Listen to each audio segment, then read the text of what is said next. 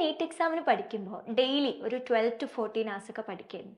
അതും burn out ഒന്നും ആവാണ്ട് consistent ആയിട്ട് ഭയങ്കര ഇഷ്ടത്തോടെ പഠിക്കായിരുന്നു.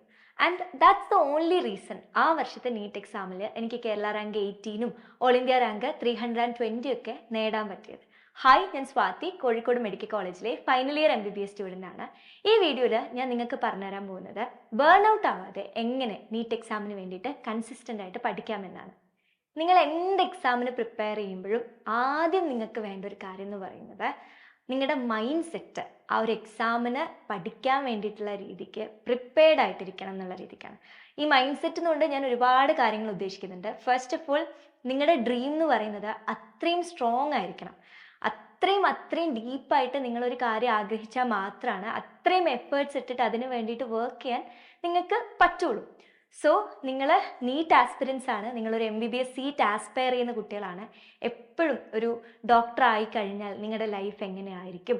നിങ്ങൾ ഒരു മെഡിക്കൽ കോളേജിൻ്റെ വാർഡിലൂടെ പേഷ്യൻസിൻ്റെ കേസ് എടുക്കുന്നതും അവരെ ട്രീറ്റ് ചെയ്യുന്നതും, അല്ലെങ്കിൽ ഒരു OP കൺസൾട്ടേഷൻ റൂമിലിരുന്ന് നിങ്ങളൊരു പേഷ്യൻറ്റിനെ എക്സാമിൻ ചെയ്യുന്നതും, അല്ലെങ്കിൽ ഒരു വൈറ്റ് കോട്ടും സ്റ്റെതസ്കോപ്പൊക്കെ ഇട്ടിട്ട് നിങ്ങളുടെ ഡ്രീം മെഡിക്കൽ കോളേജിൻ്റെ ഫ്രണ്ടിൽ കൂടെ അതിൻ്റെ കോറിഡോറിൽ കൂടെ നിങ്ങളിങ്ങനെ നടന്നു പോകുന്നതും ഒക്കെ ഒന്ന് ആലോചിച്ച് നോക്കുക.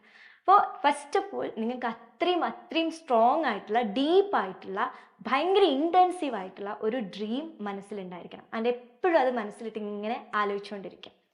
രണ്ടാമത്തെ കാര്യം, നിങ്ങൾ എപ്പോഴും ഭയങ്കര പോസിറ്റീവ് ആയിരിക്കണം. ഈ ഒരു നീറ്റ് പ്രിപ്പറേഷൻ ജേർണി എന്ന് പറയുന്നത് ഒരുപാട് അപ്സ് ആൻഡ് ഡൗൺസ് ഒക്കെ ഉണ്ടാവുന്ന ഒരു ജേർണിയാണ്. ചില എക്സാമിന് നമുക്ക് മാർക്ക് കുറയും. ചിലപ്പോൾ നമ്മൾ എത്ര പഠിക്കാൻ വിചാരിച്ചാൽ പോലും നമ്മൾ വിചാരിക്കുന്ന ഒരു സ്പീഡിൽ നമുക്ക് ആ ടോപ്പിക്സ് തീർക്കാൻ പറ്റിയെന്ന് വരില്ല.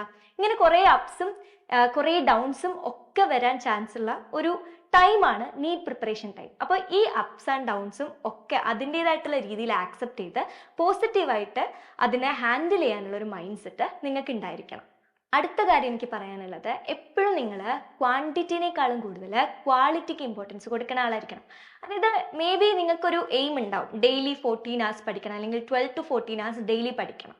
പക്ഷെ അതൊരു ക്വാളിറ്റി ഇല്ലാത്ത രീതിക്കാണ് നിങ്ങൾ പഠിക്കുന്നത് എന്ന് വിചാരിക്കുക. അതായത് വെറുതെ നിങ്ങൾ 14 മണിക്കൂറോളം ഇങ്ങനെ ബുക്കൊക്കെ ഇങ്ങനെ വായിക്കുന്നുണ്ട്, അങ്ങനെ പ്രോപ്പറായിട്ടൊന്നും ഉള്ളിൽ കെടുക്കുന്നില്ല. അതിൻ്റെ ഇടയ്ക്ക് ഒരുപാട് ഡേ ഡ്രീമിങ് ചെയ്യുന്നുണ്ട്, കുറേ നേരം വെറുതെ ഇരിക്കുന്നുണ്ട്. പക്ഷെ ആകെക്കൂട്ടി എടുത്തു നോക്കുന്ന സമയത്ത് 14 hours ഒക്കെ നിങ്ങൾ പഠിക്കുന്നുണ്ടാവും. പക്ഷെ അതിനെ കൊണ്ട് എന്തെങ്കിലും കാര്യം ഉണ്ടാവുമോ? മേ ബി അതിനേക്കാളും ബെറ്റർ ആയിരിക്കും ഒരു 6 hours നിങ്ങൾ അത്രയ്ക്കും കോൺസെൻട്രേറ്റഡ് ആയിട്ട് ഫോക്കസ്ഡ് ആയിട്ട് ഇഷ്ടത്തോടെ പഠിച്ചാൽ നിങ്ങൾക്ക് കിട്ടുന്ന ഒരു ഔട്ട്പുട്ട്. അപ്പോൾ എപ്പോഴും അത്രയും hours പഠിക്കാൻ വേണ്ടി നിങ്ങൾ നോക്കുക. പക്ഷെ അതിനോടൊപ്പം തന്നെ നിങ്ങൾ പഠിക്കുന്ന സമയത്തിൻ്റെ ക്വാളിറ്റി, അത് ക്വാളിറ്റി ഉള്ള ഒരു സ്റ്റഡി ടൈം ആണോ എന്ന് നിങ്ങൾ തന്നെ ഒന്ന് റീചെക്ക് ചെയ്ത് നോക്കുക. എങ്ങനെയാണ് നല്ല ക്വാളിറ്റിയിൽ പഠിക്കാൻ പറ്റുക? പലർക്കും ഉള്ളൊരു ഡൗട്ടായിരിക്കും.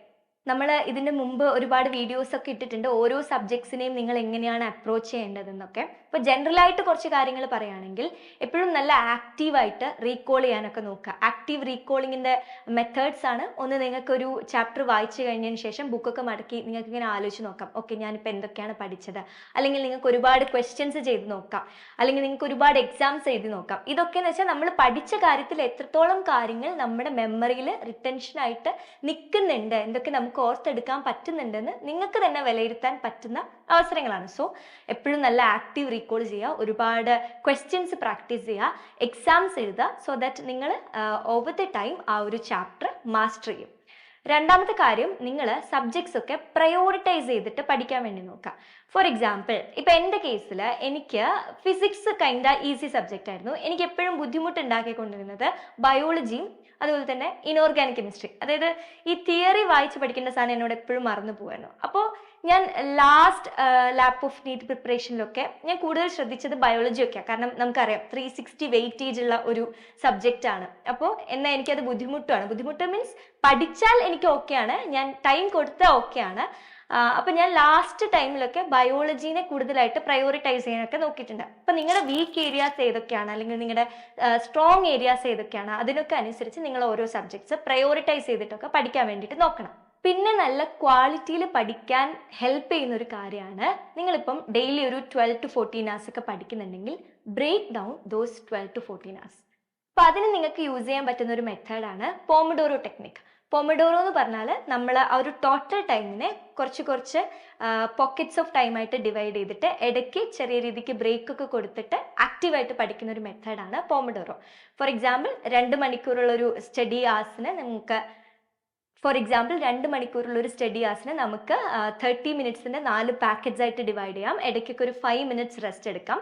ആ ഒരു 5 മിനിറ്റ്സ് എന്ന് പറയുന്നത് നിങ്ങൾ നിങ്ങളുടെ സെൽഫിന് ഒരു കംപ്ലീറ്റ് റിലാക്സേഷൻ അല്ലെങ്കിൽ ഒരു കംപ്ലീറ്റ് റെസ്റ്റ് കൊടുക്കണം. സോ ദാറ്റ് നിങ്ങൾ അടുത്ത 30 മിനിറ്റ്സിലേക്ക് പഠിക്കാൻ വേണ്ടി കയറുമ്പോഴേക്കും നിങ്ങളുടെ കംപ്ലീറ്റ് എനർജി റീഗെയിൻ ചെയ്യുന്ന രീതിക്കുള്ള ഒരു 5 മിനിറ്റ്സ് ഓഫ് റെസ്റ്റ് ടൈം ആയിരിക്കണം ആ ടൈം. വേറൊരു കാര്യം ബേൺ ഔട്ട് ആവാതിരിക്കാൻ നിങ്ങൾക്ക് ചെയ്യാൻ പറ്റുന്നതാണ് മോണോട്ടോണി അവോയ്ഡ് ചെയ്യാൻ വേണ്ടിയിട്ട് നിങ്ങൾക്ക് സബ്ജക്ട്സ് ഒക്കെ ഇങ്ങനെ മാറി മാറി പഠിക്കാൻ പറ്റും. അതായത് നമ്മൾ ഒരു ദിവസം കംപ്ലീറ്റ് ബയോളജി പഠിക്കുന്നതിന് പകരം അല്ലെങ്കിൽ ഒരു ദിവസം കംപ്ലീറ്റ് കെമിസ്ട്രി പഠിക്കുന്നതിന് പകരം നമ്മൾ ആ ദിവസത്തിൽ കുറച്ച് നേരം ബയോളജി പഠിക്കുക, കുറച്ച് നേരം ഫിസിക്സ് പഠിക്കുക, കുറച്ച് നേരം കെമിസ്ട്രി പഠിക്കുക, അല്ലെങ്കിൽ ഈ രീതിക്ക് നമ്മൾ അതിനെ മാറ്റി മോണോട്ടോണസ് ആയിട്ടുള്ള കാര്യം മാറ്റി ചേഞ്ച് ചെയ്തിട്ടൊക്കെ പഠിക്കുന്ന സമയത്ത് നമുക്ക് കുറച്ചും കൂടെ ഇൻട്രസ്റ്റഡ് ആയിട്ട് ബേൺ ഔട്ട് ആവാതെ പഠിക്കാൻ പറ്റും.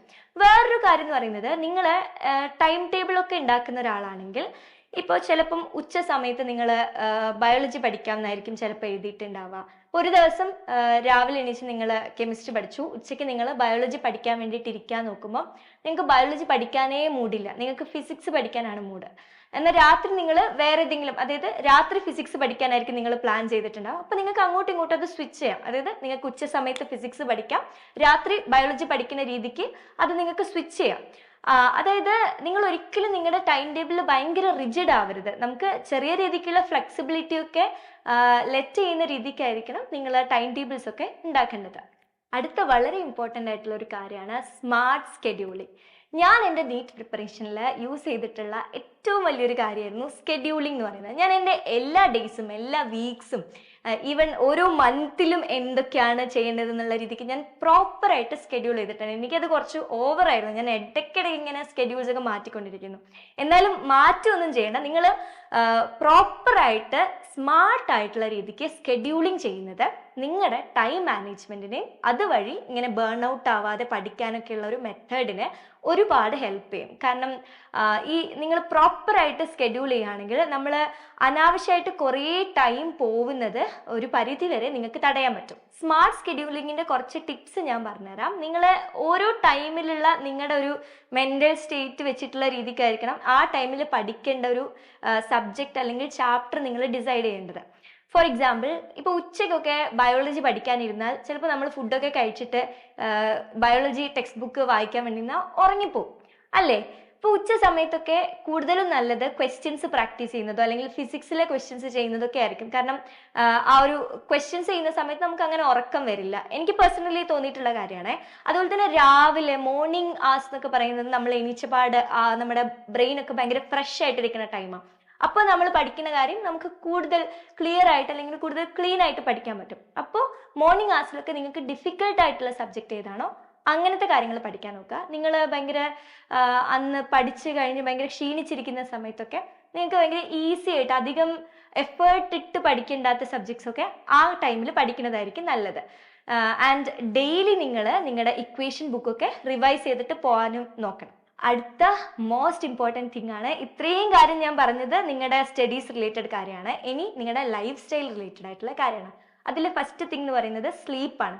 ഡെയിലി നിങ്ങളൊരു 6 to 7 hours ഓഫ് സ്ലീപ്പ് നിങ്ങളുടെ ബോഡിക്ക് കൊടുത്തിരിക്കണം. ഓക്കെ, ബാക്കി കിട്ടുന്ന സമയം സ്റ്റഡീസിലോട്ട് കൊടുക്കാലോ എന്ന് കരുതി അത്രയും കുറച്ച് സമയം ഉറങ്ങുന്ന കുട്ടികളെ എനിക്ക് പേഴ്സണലി അറിയാം. പക്ഷേ ഞാൻ നിങ്ങൾക്ക് സ്ലീപ്പിൻ്റെ ഫിസിയോളജി പറഞ്ഞുതരാം. നമ്മൾ ഒരു മനുഷ്യൻ ഉറങ്ങുന്ന സമയത്ത് നമ്മുടെ ബ്രെയിൻ ഒരുപാട് ഫേസസ് കൂടെ കടന്നു പോകുന്നുണ്ട്. അതായത് NREM, REM, non rapid I movement, rapid I movement എന്നൊക്കെ പറഞ്ഞിട്ട് ഇങ്ങനെ കുറേ സ്റ്റേജസ് കൂടെ കടന്നു പോകുന്നുണ്ട്. അതിൽ ഒരു NREM പ്ലസ് ഒരു REM സ്റ്റേജ് കടന്നു പോവാൻ നമ്മുടെ ബ്രെയിൻ എടുക്കുന്ന ടൈം എന്ന് പറയുന്നത് ഓൾമോസ്റ്റ് 1.5 hours ആണ്. ഈ ടൈമിൽ ഒരുപാട് കൈൻഡ് ഓഫ് വേവ്സും കാര്യങ്ങളൊക്കെ നമ്മുടെ ബ്രെയിനിൽ കൂടെ പോകുന്നുണ്ട്. നമ്മുടെ ബ്രെയിൻ അന്ന് കംപ്ലീറ്റ്ലി എക്സോസ്റ്റഡ് ആയിട്ട് കിടന്നിട്ട് പിറ്റേന്ന് ദിവസത്തേക്ക് ഒരു റിഫ്രഷ്ഡ് ആയിട്ട് എഴുന്നേൽക്കാൻ അല്ലെങ്കിൽ നമ്മുടെ ബ്രെയിനിന് ആവശ്യമായിട്ടുള്ള ഒരു റെസ്റ്റ് കിട്ടണമെങ്കിൽ minimum 4 to 5 cycles of NREM and REM stages കൂടെ ബ്രെയിൻ കടന്നു പോകണമെന്നാണ് പറയാം. അപ്പോൾ ഒരു സൈക്കിളിന് 1.5 hours ആണെങ്കിൽ മിനിമം 4 to 5 സൈക്കിൾസ് പോകണമെങ്കിൽ മിനിമം 6 മണിക്കൂർ മുതൽ 7.5 മണിക്കൂർ വരെ നിങ്ങളുടെ ബ്രെയിനിന് ഉറക്കം കിട്ടിയിരിക്കണം. This is a must. അതായത് ഒരിക്കൽ പോലും നിങ്ങൾ 6 മണിക്കൂറിൽ കുറച്ച് ഉറങ്ങാൻ പാടില്ല. അത് ഓവർ ദ ടൈം നിങ്ങളുടെ സ്ലീപ്പ് ക്വാളിറ്റീനെയും അതുപോലെ തന്നെ അതോടനുബന്ധിച്ച് നിങ്ങളുടെ പഠിത്തത്തിൻ്റെ ക്വാളിറ്റീനെയും സിവിയർ ആയിട്ട് അഫക്റ്റ് ചെയ്യാൻ ചാൻസ് ഉണ്ട്. So the first thing that you have to note in your mind, നിങ്ങളുടെ സ്ലീപ്പിൻ്റെ ക്വാളിറ്റി എപ്പോഴും നല്ല പ്രോപ്പറായിട്ട് കിട്ടുന്നുണ്ടെന്ന് നിങ്ങൾ ഉറപ്പ് വരുത്താം. നിങ്ങൾ എപ്പോഴും നിങ്ങളുടെ സെൽഫിനെ ഹൈഡ്രേറ്റ് ചെയ്തുകൊണ്ടേയിരിക്കുക. Keep hydrated.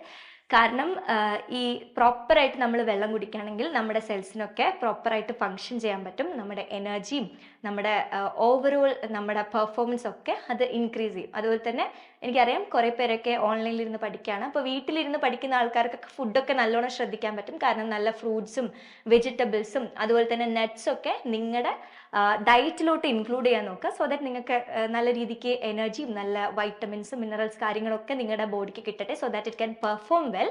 ഇനി ഹോസ്റ്റലിൽ ഇരുന്ന് പഠിക്കുന്ന കുട്ടികൾക്കും ഞാനൊക്കെ ചെയ്തിരുന്നത് കുറേ നട്ട്സൊക്കെ ഹോസ്റ്റലിലേക്ക് കൊണ്ടുപോയിരുന്നു.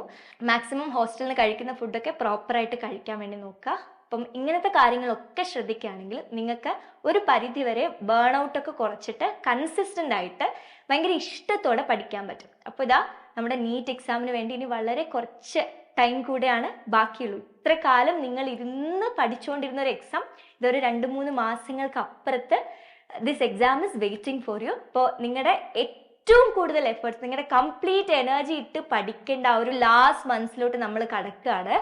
അപ്പോൾ സൂപ്പറായിട്ട് പഠിക്കുക. ഒരു 2 മാസങ്ങൾക്ക് അപ്പുറം നീറ്റ് എക്സാം ഒക്കെ എഴുതി കഴിഞ്ഞ് നമുക്ക് നമ്മുടെ ഡ്രീം കോളേജിൽ MBBS പഠിക്കാൻ ജോയിൻ ചെയ്യേണ്ടതാണ്. അപ്പോൾ ഓൾ ദി ബെസ്റ്റ്.